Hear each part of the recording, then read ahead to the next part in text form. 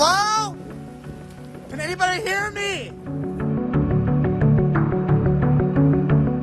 It was such a vicious line of storms from Kentucky to the Gulf Coast. As we watched it approach Jackson here, you can see the giant root ball of this tree, one of the casualties that we had. And from our drone above, we really saw the spin-ups. And the tornadoes came out, they were embedded in here. It was a near miss for the families that live in that duplex. Their cars entangled, and this is just one spot in 8 states waking up with damage this morning.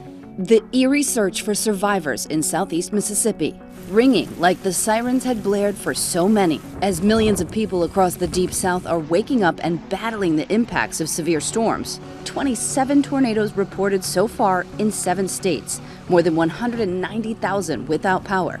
In McLean, Mississippi, roofs unlatching and trees toppling into homes. This one crashing down in the strong winds before the actual storm, right outside the governor's mansion in Jackson.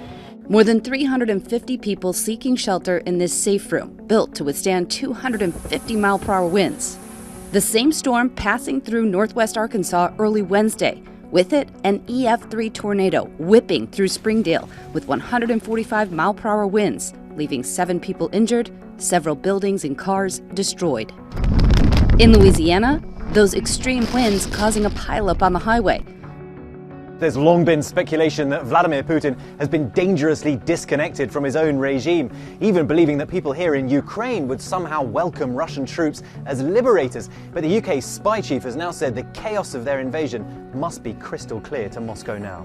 US officials believe Vladimir Putin is being misinformed about Russia's poor military performance in Ukraine by advisors too afraid to tell him the truth. One of the Achilles heels of autocracies is that you don't have people in those systems who speak truth to power or who have the ability to speak truth to power. Declassified intelligence saying that Putin feels misled by his defense ministry, which didn't even tell him that conscripts were among those fighting and dying in Ukraine. We've seen Russian soldiers, short of weapons and morale, refusing to carry out orders, sabotaging their own equipment, and even accidentally shooting down their own aircraft. Russia has sought to hide the truth of this war from the very beginning. The US believes at least 10,000 Russian troops have died in this war, but Russia doesn't tell its own people the truth about what's happening, and so Ukraine has set up a hotline at this secret location to tell Russian families about the fate of their loved ones.